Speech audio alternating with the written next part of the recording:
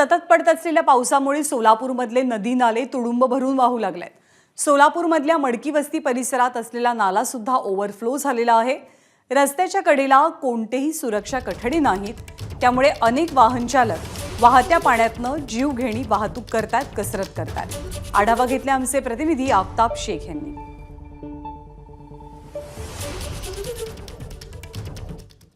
सोलापुरात मागच्या 8 दिवसापासून सलग पाऊस पडतोय आणि त्यामुळे सोलापुरात जे नदी नाले असतील ते देखील तुडुंब भरून वाहताना आपल्याला दिसत आहेत। आणि सोलापुरातल्या मडकी वस्ती परिसरात मी सध्या आहे आणि या मडकी वस्ती परिसरातला जो नाला आहे तो देखील पाण्याने पूर्णपणे भरून वाहताना आपल्याला पाहायला मिळतोय। सोलापूर पुणे राष्ट्रीय महामार्गाच्या जवळ हा खरं तर नाला आहे आणि तिथून शहराकडे जे येणारे लोक आहेत ते या रस्त्याचा वापर करत असतात। मात्र आता सध्या नाल्याच्या वरनं रस्त्यावरती पाणी आल्या कारणानं लोकांना जीवघेण्या पद्धतीनं धोकादायक परिस्थितीमध्ये आपला प्रवास करावा लागतोय आणि अशाच नाल्यामधनं खरं तर हा नाला जो आहे तो तुडुंब भरून वाहतोय। मात्र तशाही परिस्थितीमध्ये दुचाकीवरनं लोक जे आहेत ते प्रवास करताना पाहायला मिळतात। खरं तर महानगरपालिकेच्या वतीनं सुरक्षेची उपाययोजना या ठिकाणी होणं गरजेचं आहे, मात्र कुठलीही उपाययोजना आपल्याला या ठिकाणी पाहायला मिळत नाही। नाल्याच्या जवळ कुठल्याही पद्धतीनं वरती रस्त्यावरती सुरक्षा कचरे देखील लावण्यात आलेले नाही, त्यामुळे लोक जे आहेत ते धोकादायक पद्धतीनं या ठिकाणी प्रवास करताना आपल्याला दिसत आहेत।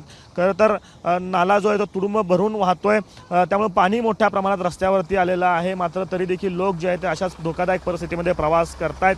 अनेकांच्या गाड्या ज्या आहेत ते मध्ये नसत्यामध्ये रस्त्यावरती आल्यानंतर बंद देखील पडतायत, मात्र तरी देखील लोक जे आहेत ते या ठिकाणी प्रवास करताना दिसत आहेत। त्यामुळे एखादी दुर्घटना घडण्याची शक्यता देखील नाकारता येत नाही। त्यामुळे लोकांनी इथून पाणी रस्त्यावर येत असताना प्रवास करणं असं वारंवार आव्हान जे ते महानगरपालिकेतर्फे देखील। एबीपी माझा, उघडा डोळे बघा नीट।